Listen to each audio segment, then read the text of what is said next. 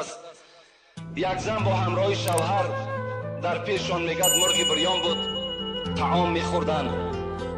به ناگاه یک فقیر، یک طلبنده در اونها را کوفت، در اونها را تق تق کرد. اجازت داخلش دادن، داخل شد. آمد نگاه کرد که این زن و این شوهر هر دو در پیش مرغ بریان دارند، خورده ایستادند. زن میگد به جانب اون شوهر چی گفت؟ شوهر گفت این آدم طلبنده است، این فقیر است. چی خوب میشود که همین مرغ پیش او بگذاریم، ما که دولت داریم، سولت داریم، فردا باز میخوریم. شوهر چی گفت؟ شوهر که آدمی بخیل بود، آدمی تنگ دست بود، گفت این طلبنده را از خانه بیرون کنید. طلبنده را از خانه بیرون کردن. زمانها گذشت، حکمت خداست. چندین سال میگه از بین گذشت. همین مرد ثروتمند دولتش از دستش رفت، فقیر شد، گدا شد. زن که طاقتی بر بیمالی این شوهر نکرد، بر بی‌دولتی این شوهرش طاقت که نکرد، گفت شوهر مرا طلاق بده. شوهر طلاقش داد.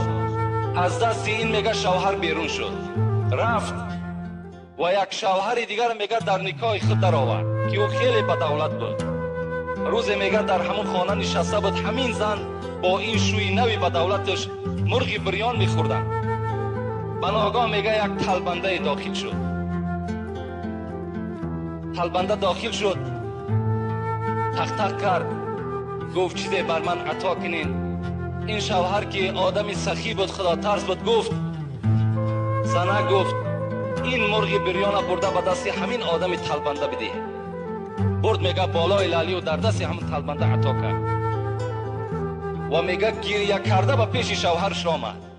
شوهر گفت برای چی گریه میکنی؟ برای همین یک مرغی که ما در راه خدا خیر کردیم، برای همین گریه میکنی؟ زن گفت نه، گریه من برای این است که همین شوهری من بود، همین همون شوهری با دولتی که من داشتم امروز همین نزد من با به دروازه من طلبیدنی آمد. این شوهری نوی با دولتش چی گفت؟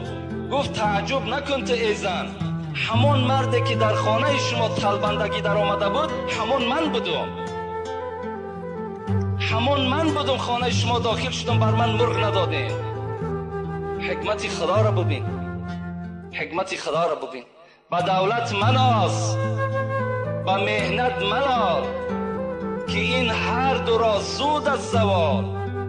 با دولت نازیدن لازم نیست، با فقیری و تنگ دستی